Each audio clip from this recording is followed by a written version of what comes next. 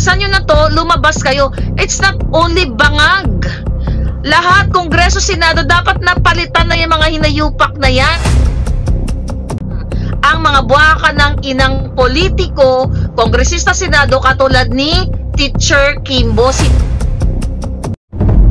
Ito ang Istorya Pinas. Instant lifestyle check sa mga congressman ang nangyari ng putaktihin. Social media ang mga di umanong tagungyaman ni Congressman Stella Kimbo at Congressman Atras Abante matapos ni siniwalat ni Vice President Sara Duterte ang di umano dalawang tao lang ang humahawak ng buong budget ng Pilipinas na sina Representatives Martin Romualdez at Congressman Zaldico. Inula naman ng batikos ang bagong-bago na nadiskubre ng taong bayan na di umano mga mamahaling gamit na hawak ni Congressman Ching Bernos na ayon pa sa isang Facebook page na aabot ng mahigit 200 million pesos ang di umano koleksyon ng mga bags, relo at ang mga alahas na hawak ni Congresswoman Ching Bernas. Bago pa tayo magpatuloy, please like and subscribe kay Istorya para updated ka sa mga videos na i-upload natin. Naging mainit sa social media ang pangalan ng mga bigating congressman at congresswoman, lalong-lalo na ni Congresswoman Ching Bernas. Tapos na instant lifestyle check siya ng taong bayan dahil sa mga mamahaling gamit na mga relo na Patek Philippe na naghahalaga lang ng tumataginting na tig 3 to 5 million pesos at mayroong pang Richard Mille na relo na naghahalaga ng 16,700,008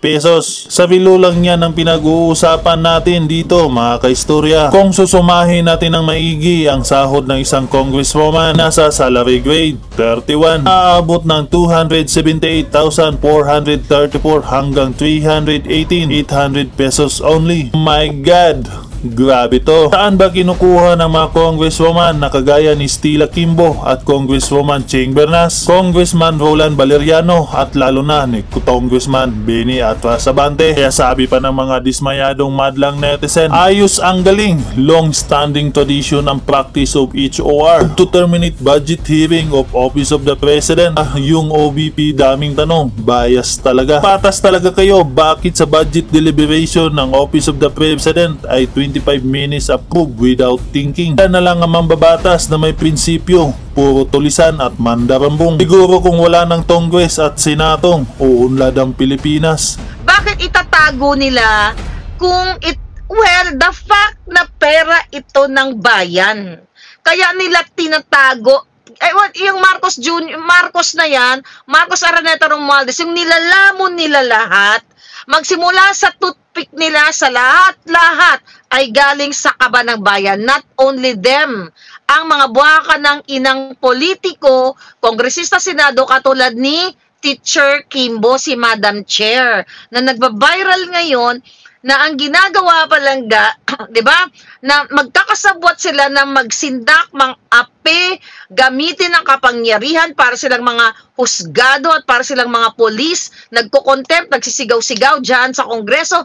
Pero mga kawatan, ang ordinary teacher, okay, unless na meron kang mga malalaking negosyo before ka pumasok sa politika, ibig sabihin, valid yan. You can wear Hermes, Chanel, Bulgari, or whatever brand designers as long as pinaghirapan mo. Eh may picture na mga lumalabas. Dennis Cruz, thank you for your greetings. Magsimula sa nagta-tricycle ka lang. Hindi natin dinadown ang mga tricycle drivers o yung mga nagta-tricycle lang. Ako, nagta-tricycle din ako. Pag umuwi ako ng Pilipinas, nagta-tricycle ako dahil wala naman akong sasakyan, wala naman akong property dyan sa Pilipinas. So, nagta-tricycle ako, nag-jeep ako, which is nag-enjoy ako doon dahil yun naman talaga ang kinalakihan ko na buhay ng kahirapan, which is yung pinagkwentuhan namin kanina ng mga kaibigan ko, madaling araw na, you know, nagsishare kami. These people, Remy, Noily, Lady Boss, you know, 1, 2, 3, 4 kami, you know, we shared our stories. So, from tricycle, from walang makain, you know, maganda mga chikan eh. Pero balik tayo dito kay Kimbo. As a teacher, as an ordinary teacher, kaya mo bang bumili ng 5 million, 11 million na Patek Philippe na na relo? Kaya mo ba bumili ng 4.5 million, 5 million, 10 million, 11 million Hermes na ikaw ay teacher? Teacher lang. Pag sinabi kong teacher lang, it's not, you know, hindi pagda-down. pang teacher lang na sweldo. Alam naman natin kung ano yung pang teacher lang na sweldo. Magkano sweldo ngayon ng mga palangga akong teacher? May mga pamangkin akong teacher eh. May mga kamag-anak akong teacher. Saan sila kumukuha ng pera? Mga kababayan, adiktador na to mga to. Wakasan nyo na to. Huwag yun ang paabuti ng Pasko. Wakasan nyo na to, lumabas kayo. It's not only bangag. Lahat, Kongreso, Senado, dapat napalitan na yung mga hinayupak na yan. 34 lang ang sweldo namin, sabi ni Elmer. 34,000, Elmer. Ilang taon mo pag-iipunan ang 1 million? 1 million na isang relo, isang bag. 34,000. But syempre si Kimbo ay kongresista siya. Magkano ang sweldo niya again? 200 to 300,000. Kung yaan ay sweldo lang niya, paano ka makaka-afford ng ganyang expensive na mga bag, magmula sa bayong, magmula sa tsinelas ng Dicolores? Nakita ko yung mga nagba-viral na picture. Tapos nakaka-afford ka na. Kahit sa abroad, hindi ka makakabili ng car. Sa Pinas, sabi ni Melba Sutcliffe, exactly. Like, well, dito naman sa Amerika, depende sa lugar mo, depende din sa trabaho mo. Like, kami dito sa Amerika, utang-utang lang naman kami lahat dito, loan, kahit naman saan yata kayo magpunta. Unless you have a lot of money na may malaki kang negosyo, pwede ka magbayad ng cash. But anyway, going back dito kay Kimbo na ito, di ba, kay Madam Chair, ang kapal ng mga pagmumukha nila na tirahin, not only Inday Sara, yung mga taong gusto nilang tirahin, i-contempt, pero mga magnanakaw. Di ba recently nagsulong ng batas ang, kung tama, i-correct nyo ako kung mali kasi, you know, ito very impromptu na vlog natin. Ng Duterte Youth, sila Cardema yata, yung asawa ni Cardema, ni Mr. Cardema. Teka muna, sabi ni Rino de los Reyes, Madam Marlica, birthday ko po now, September 14, 1958, at 66 years old na. Oh my goodness, happy birthday, Rino de los Reyes Palangga. Thank you for fighting with us. Millions and millions of Filipinos for fighting for what is right. Salamat dahil, you know, you're here. Stay strong, stay happy, stay brave. Rino de los Reyes, it's your birthday today. Okay, balik tayo dito kay Kimbo. Mula sa nagta-tricycle, ngayon sobrang multimilyon ang buwaka ng inang sinusuot niya. Kaya nga si Cardema, yung Duterte Youth, dapat talaga isulong niyang bitay na yan. Para sa mga heinous crime, sa plunderer, corruption and everything. Recently lang, 8 years old na bata, mga palangga, dinukot. Niyaya na pagdating ng dinner time, hapunan, hindi na makita yung bata, wala sa kwarto. Tapos, after 3 days, nagurgur na. What's going on sa bansa natin? Tapos yung mga bangag, sabihin, hindi na naman nangyari yan. Noon na nangyari din. So, really? So, porket nangyari in the past, hindi na pwede mag-improve itong bangag na ito. Well, hindi nga nag-improve Mas maraming mga batang nawawala. Kawawa yung mga bata. So, eto dapat talagang may bitay tayo. May gurgur tayo. Dahil, paulit-ulit ko sinabi, di ba? Siguro, you know, hindi ko naman isinasabi na siguro narinig ng Duterte Youth Party List o whatever, kung tama ako. Kailangan na nating may gurgur. Hi, Nacho Problems. Thank you palaga. So, para tayo sunglasses. So, ito yung prescription glasses. But anyway, kailangan nyo nang mag-speak up. Sobra na, bakit may mga krimen na ganito? Bakit walang takot yung mga addictos benedictos na mangdukot ng mga kabataan at biglang gurgurin? 8 years old yung bata, kaluluoy, mga palangga. Bakit may ganitong pangyayari? Dahil bangag na bangag ang buwaka ng inang Marcos Jr. Dahil inahayaan niyang kumalat, lurmami, mag-proliferate ang pulburon, ang illegal na pulburon. Kaya yung mga tao, mga kamag-anak, kaibigan ninyo, kapitbahay nyo, singhot ng singhot. Dahil 3-5 na lang, exaggeration lang yon, pero ibig sabihin, abot kaya na ang ipinagbabawal na gamot.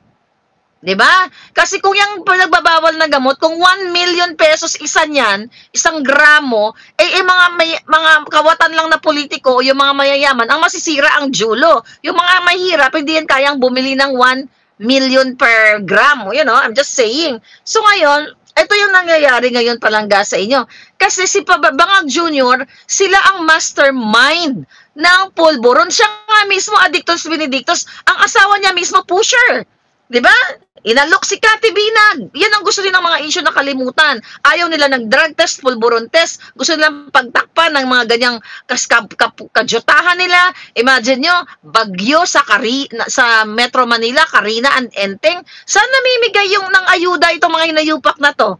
Si Tambalos sa Davao, namimigay sila ng ayuda at hindi ang claim nila is namimigay sila ng ayuda, let's say 5,000, 10,000. Pero ang totoo, hindi naman 5,000, 10,000 ang binibigay nila sa mga tao. Press release lang kasi binubulsa nila yung ayuda. So, and again, ang biktima nasa Metro Manila, pero doon sila namimigay sa walang bagyo. Nakita nyo mga palangga, every day na lang tayo na alam natin yung ginagawa ng mga yun, pero wala pa rin kayong action. Kaya sabi ko sa September 21, sa birthday ko, I hope kung may mga malalaking pagtitipon, yes, be part of it. This is not for me, this is all for you. Ang daming krimen. Dahil si Marcos Jr., si Lisa Tanas, kidnapper, smuggler, kawatan, lahat. Kaya nga dapat may bitay tayo para the moment na wala sila, gurgur silang lahat. Pagbayarin sila sa ginawa nila, panggugurgur, pangahayop. Yung ginagawa nila dyan sa, what do you call it? Sa Kongreso, ang Senado, na pagkukontempt nga, katulad di kay Harry Roque, kay Spokes Harry Roque, dating spokesperson, di ba? Na gusto nilang pakialaman, pati mga private properties and everything, gusto nilang idiin si Harry Roque, gusto nilang idamay si Harry Roque, kasi yun ang gusto nilang gawin. Dahil galit na galit si Lisa Tanas at si Bangag Jr. dahil pinagbibintangan nila na si Harry ang may nag-leak ng video. Pero hindi naman. Ako naman ang nag-leak ng video. I-share ko lang sa kanila. Diba? Yung video na nagsumisingot si Bangag Jr. Ulitin ko, nanakot sila nung inilabas ko yun. Nakakasuhan daw ako dito sa Amerika. Makipag-ugnayan sila sa Amerika. Panagutin ako kasi deepfake. It's been July, August, magdadalawang buwan na. Wala silang ginawa na pagkakaso dahil ito daw ay deepfake. Kasi it's not deepfake. It's authentic video na si Marcos Jr. ay isang bangag na bangag. 'Di ba? So kawawa kayo mga kababayan. Kawawa talaga. Bisaya vlog ni. Thank you lang ga. Walang aksyon ng gobyerno. Namamatay kayo sa gutom. Hindi kayo nakakakain ng tama. Hindi kayo nakakatulog. Wala kayong peace of mind. Why? Wala kayong peace of mind dahil iniisip nyo yung kapitbahay ninyo na nagwawala. Ang kapitbahay ninyong nag-aamok, Addictus Benedictus, dahil sila ay mga biktima ng pulburon. Kaya nung panahon ni Duterte, sila ay mga nirehab. Million silang nirehab. Diba? Somehow, sinabi nyo sa akin, sinabi nyo sa mga comment section, nung panahon ni Duterte, tumahimik ang inyong mga iskinita. Pero ngayon, nagpifiesta, nang ginudukot ang mga bata, ginugurgur na lang. Why? Kasi wala na po sa tamang kaisipan itong ating mga kawawang mga biktima, yung mga user, they are victims. They are victims kasi pinapayagan ng gobyerno ni Bangag na kumalat ng kumalat, mag-manufacture, magluto, mag-repack lahat ng ipinagbabawal na pulburon. Wala silang pakialam sa inyo. Sabi ni Luna the Great, saan na tayo tatakbo? Parang wala nang pwedeng lapitan. Wala na talagang lapitan. So the only solution sa buhay natin ngayon, mga palangga, sa buhay nyo ngayon sa Pilipinas, get out. You go to the street and speak up. Ay, ba't gano'n? Namatay yung aking kasi, ayan. Ganun pa rin, namamatay ng kusa. So lumabas kayo sa inyong mga tahanan.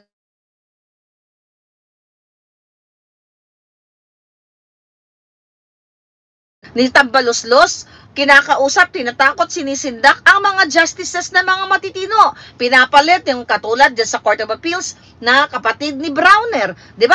Isa sa mga expose natin yan na nagbabayad sila, yung mga tiwaling mga justices na hindi naman karapat-dapat, nagbabribe para sila ay mapwesto dyan sa Court of Appeals. So, wala talaga kayong lalapitan. Oh, nawala ba? May sounds pa ba ako palangga? Okay, tell me. Okay ba yung sounds natin? Anyway, I think we're good. So, wala talaga kayong lalapitan. Kaya the ultimate solution, mga palangga, okay? 11 years na ata ako nagko-comment sa Facebook sa sana ipasa na yung death penalty na yan. Sabi ni Arvin Rodriguez na yan, na kinatatakutan ng gobyerno. Ayun na nga, ayaw nila ipasa yan. Ayaw nila ipasa kasi sila mismo magnanakaw. Tingnan mo si Kimbo, you do your job, mga palangga. You do your work. Kasi ako wala, hindi natin kaya, hindi ko kaya mag-isa. Alam mo, hindi nga tayo nakapag-vlog dahil may bisita tayo. Gawin nyo na ngayon. Okay? Gawin nyo ngayon, right now. After na mag-vlog. If you have time, lahat ng kakilala nyong politiko, yung pagbabrag nila sa mga designers nila, magsimula sa asawa, sa anak, lahat screenshot ninyo. I-copy ninyo, kunin nyo yung date kasi magagamit natin yan. I-email nyo sa akin dyan sa maharlikanetwork@gmail.com sa lahat ng mga all over the Philippines. Lahat ng kakilala nyong mga kongresista ninyo, mayor, governor na nagsashow off, nagbabrag ng mga bonggang-bonggang mga alahas o kung ano pa man. Galing lahat sa putak. Mga buwaka ng inang yan. Galing yan sa pera ninyo. Kaya, masisisi nyo ba ako kung galit ako everyday? Even though galit ako everyday, sabi ko nga, thank God, normal ang aking blood pressure. And I think we have to express our galit. Kasi kung kikim-kimin nyo yung galit sa gobyerno, yun ang ika-atake nyo sa puso nyo. You have to express. Dapat sila yung ma-atake. Dahil ang kakapal ng mukha nila. Arvin, kaya ayaw nila ng ipasa ang bitay, kasi sila ang unang, what? Sila ang unang mabibitay. Sila ang unang magugurgor. Diba? You take your Saicon, thank you so much. Okay. Back 2015, ay follower ko pa si Chato Sarmiento. Thank you, Palangga. Corruptions Garapalan, harap-harapan, sabi ni Mahiyang Mami. May nag-comment kanina sa akin, ang ganda daw ng makeup ko. Minake-upan ako ni Letlet, ni Lady Boss. Actually, hindi naman ako marunong mag-makeup. Hinila niya ako ng bonggang-bongga. Yan, o, kahit pa paano nag-glossy-glossy tayo. Thank you. Birthday niya rin. Birthday niya September 9. So, kaya nandito sila sa Amerika, di ba? Nakakatawa yung mga friends ko. They travel here. Hindi ko binayaran yung kanilang pamasahe dahil I can't afford. They can afford naman. They travel from Japan and from the Philippines just to spend their birthdays and my birthday. You know what? At this age, kanina very emotional kami. Ito lang masingit ko lang na may mga kaibigan akong ganon. They're really willing to spend just to see me, just to celebrate with me. So treasure yun sa akin. Wala man akong bonggang-bonggang party because I cannot afford bonggang-bonggang party, but I am so happy with my friends na nag-spend ng time with me. And of course, si Attorney Glenn Chong and Madam Mirna Morales at si mga iba ko pang mga kaibigan. Alright. Yan kasi yung House of Representatives, sabi ni Rene Vasquez. Ayun na nga, Palangga. Thank you, Rowena Cruz. Vicky Viala, thank you so much. Okay. Itong ulol na to, ito, ay, di ko pa pala birthday. Okay. Sabi ng bugo, hindi, pakigurgur nga dyan yung moderator ko. Ito si Troll. Sabi ni Troll agad, huwag mo na utusan ng mga tao. May magagawa ka ba kapag ikalaboso sila? Ikaw ang una magsampa ng kaso kay Bangag. Meron ka strong proof. Palangga, what kind of reasoning is that? Diba? I don't think na ikaw ay kakampi ng bayan. Gamitin mo yung utak mo. Anong uutusan mo yung tao? Hindi ko sila inuutusan. Ha? Ang ginagawa natin ay ginigising kayo. Utusan ko ba kayo kung anong gusto nyo? Ano kayo? Mga Palangga. O confirm daw yung Duran-Duran. May nag-message sa akin. Puting aso. Confirm ang Duran-Duran. Okay? Yung nag-comment, o di, wag kang mag-speak out. Palangga, wag kang magsalita. Kim-kimin mo lahat ng mga gurguran dyan. Ganun lang yon. So, yeah. So, sabi natin puting aso, yes ma'am, confirm ang Duran-Duran. Imagine nyo, gutom na gutom kayo. Walang pamasahe ang anak nyo, walang mabiling bigas na tama, walang tamang pagkain. Ang putang inang Marcos Jr. nyo, yung buwaka ng inang hinayupak na yan, ang pamilya niyang adictos, binidictos, galit na ako, kasi hindi ako masyado nagalit kasi wala pang confirmation. Nagduran-duran. Magkano, ilang milyon ang ginastos ng pera ng bayan, hindi ba ako magagalit? Kahit birthday month ko? Yan, tinago sa inyo. Wala namang pwedeng itago na hindi mabubulgar. Yung buwaka ng inang adik na yan, kayong mga polis, kayong mga militar, ito ba pababayaan nyo na lang? Kayong mga katoliko, katulad ko, kayong mga religious group, kayong mga kataas-taasang mga organization, whoever you are, pababayaan nyo lang ba ito? Dahil tinatarantado nila yung pera ng bayan? Ginagastos nila ng ganun-ganon na lang? Yang mga politiko, lahat sila dyan sa Congress and Senate, bumibili ng mga designer's bag, dating mga ulalo, mga uraro, ang mga pagmumukha ng mga buwaka ng ina, na pagkano ang sweldo, 34,000, tapos nakakabili ng 11 million, 10 million, 20 million, tapos may van pa to si Kimbo, di ba? Feeling celebrity ang Jutang Ginemes. Ninakaw nila yun sa inyo, nilulustay nila yung pera. Tapos kayo, reklamo kayo ng reklamo, hirap na hirap kayo sa buhay. Sino ang may problema? Hindi kayo. Ang problema, yung buwaka ng inang Marcos Jr. You have to end them. Tapusin nyo na sila ngayong buwan. Paano nyo tatapusin? Get out, speak out together with the religious group. Lahat ng pwede mag-speak out. Kasi pag maraming boses, the more na mas powerful. Imagine, ito na lang, dilawan, pinklawan, whoever you are. Wala kayong gagawin, hindi kayo magsasalita, tinago, sinikreto, nagpapuslit ng Duran-Duran performers. Pero si Duterte, nung panahon ni Duterte, nag-birthday lang yung lolo nyo. May lechon sa lamesa. Remember that, Pangulo Duterte? Kung ano-anong pinagsasabi niyo na si Estrellana siya, na umaarte lang, o mga dilawan na umaarte lang si Duterte na kunyari, anong masama sa lechon? Putang ina, kahit ordinaryong naglilechon eh. You know, lechon. Yun ba ay, pag naglechon ka ba, ibig sabihin, ikaw ay magnanakaw na? Kahit kayo, kaya nyo maglechon. Kahit nga kayong mga ordinaryong, obrero, o kahit tricycle driver, you can afford lechon. Yan ang tinitira nyo ngayon, ay tinitira nyo noon kay Duterte, na si Duterte ay fabulous naglechon, really? And now, Trillanes, you Dilawan, Lenny, and lahat kayo, bakit hindi nyo titirahin ngayon yan? When I say tirahin, you get out, you speak up, na hindi tama yung paglustay ng pera ng bayan, dyan sa confirmed Duran-Duran concert na yan. Nakita nyo mga palangga?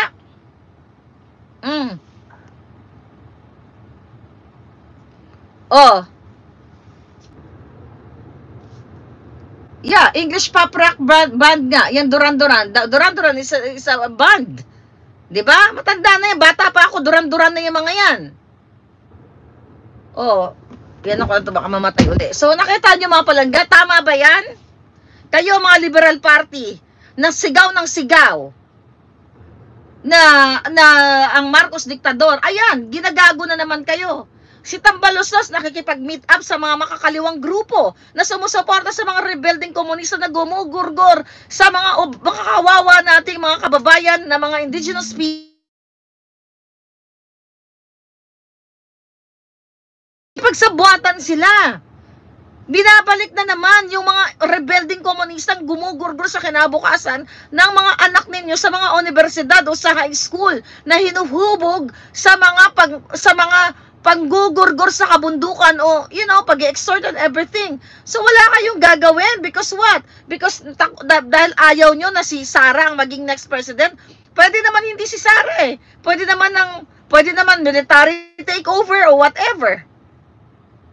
Ang pinaglalaban natin dito, ang pagiging bangag ni Marcos Jr., ang paglustay sa pera ng bayan, ang paglustay ng 1.4 billion sa flood control, diba? Tapos kayo, every time na may bagyo, binabaha kayo.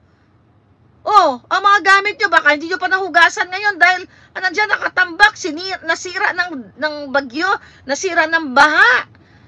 Wala kayong gagawin. Really? Ganito na lang ba ang buhay nyo? Paulit-ulit na lang. Yung handayupak na Marcos Jr. na yan. Sabi ni Lady sino to? Lady in Red. Sabi niya, asahan nyo na ang party na yon ay may pulburon. Malamang buffet na naman ang pulburon. Yeah, sabi ng mga palangga, AFP, nakikita nyo ba? AFP, Armed Forces of the Philippines, na ang Speaker of the House na may kontrol ng pera ng bayan, na nilulustay nila, binibili nila ng lahat ng mga kapritsyo nila, ay nakikipagsabuatan na, nakikipagmabutihan sa mga rebelde.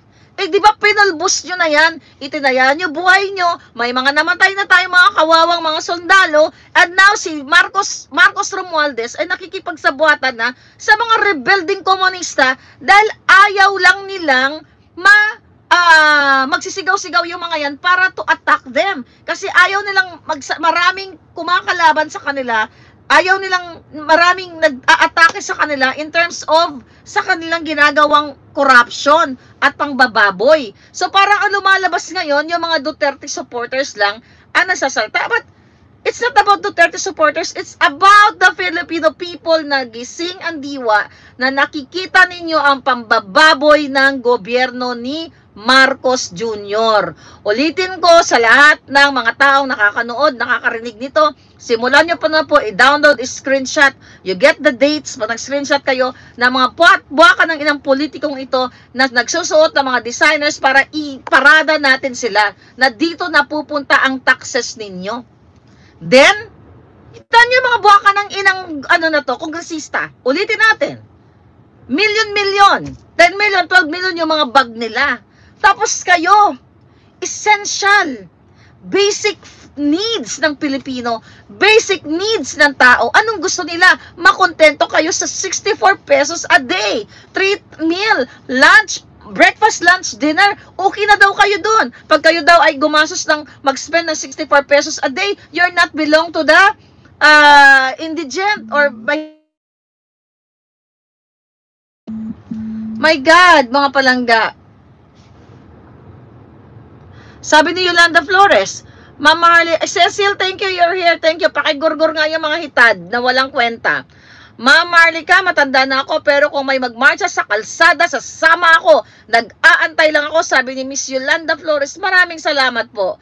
Hintayin na lang natin palangga na matapos, sabi ni Inday Luding, matapos ang eleksyon sa US para mabago ang presidente at mapauwi sa US ang mga military na nasa EDCA sites. Baka yun ang kinatatakot ng AFP na makalaban nila. Okay? Pokwang Kimbo, level up na. Well, you know what? It's not about it's, my God, mga palangga, lahat sila. Imagine mo, okay, here, nakita nyo si Kimbo. Ang isang bag, 11 million, sabi mo ng 10 million. You do the math. Ilan ang kongresista? 300 plus. You do the math. Kung bawat isa sa mga asawa nila o isa sa kanila ay may 10 million na bag. Kasi nagpapatalbugan yung mga kawatan na yan. Nagsha-show off, nagbabrag na galing sa kaban ng bayan. How much is that? 10,300,000. Wala pa, okay? Wala pa yung we're just talking one piece ng isang bag. Ilan ang mga collection nila? Wala pa yung mga luxury cars. Wala pa yung mga diamante, mga alas, 'di ba? Na mga pinambili lang galing sa nakaw. Wala pa yung mga kabit na mga buwaka ng inang kongresista. Wala pa po yung bahay. Wala pa yung travel nila. Kaya kaluoy ka mo, kawawa talaga ang Pilipino. Punta tayo sa Senate. Although they're 24. Diba? Nakita nyo naman, ang asawa ni Kilay.